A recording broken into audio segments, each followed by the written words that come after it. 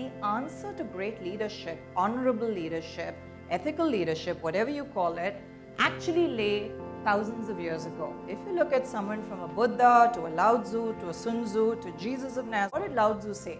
A leader is best when people barely knows he exists. When his work is done and his aim is fulfilled, they will say, the people will say, we did it ourselves. He goes in front, he takes the bullet. When it's time for credit, he steps back. Well, Chanakya we have all read where he said the happiness of the people is what matters to the leader, okay? So I stumbled upon two golden pillars, and the first golden pillar says, it's not about you. But that brought me to the second golden pillar, okay? It's only about you. There's a twist always in the story. There are three very simple things I can tell you, 3 steps to self-leadership, okay? The first, self-awareness.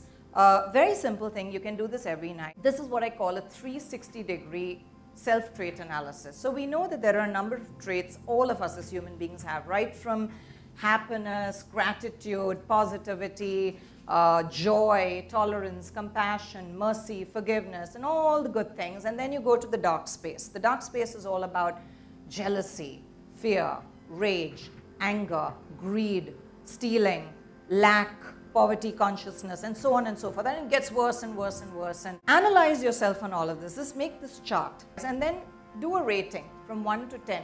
So on joy, on a scale of 1 to 10, I am 5. Look at the dangerous ones where you are a little too high. Those are your weak areas. And the minute you know, oh my God, I am normally a really angry person. So even if somebody utters something, I come from the space of rage. I come from a space of reaction. The minute you've realized it, maybe next time you may not react that quickly because you know you come from a space of reaction.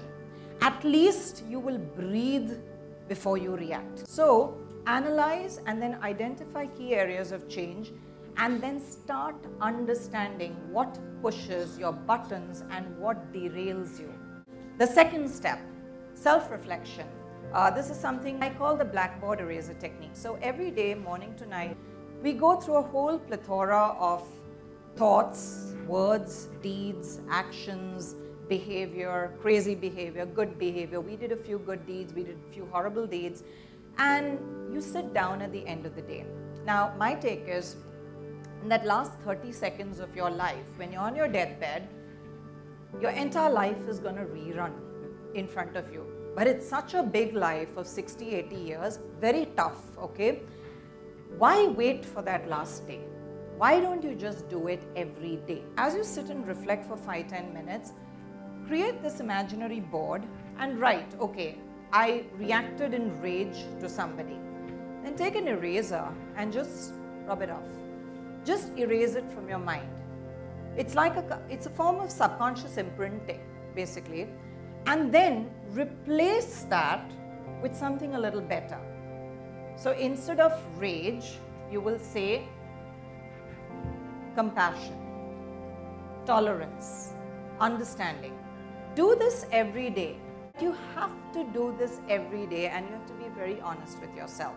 In 1 year, if you're not a changed person, the pitch that used to just go so high may not be so high. The reaction that used to happen may not be happening that often. And your smiles may just get bigger. The third thing, self-regulation, or what I call reframing. Before you react, before you jump, before you just come from that space of extreme emotion, just stop mentally and step back from the trigger. Breathe. A lot of people tell you, breathe or count from 1 to 10.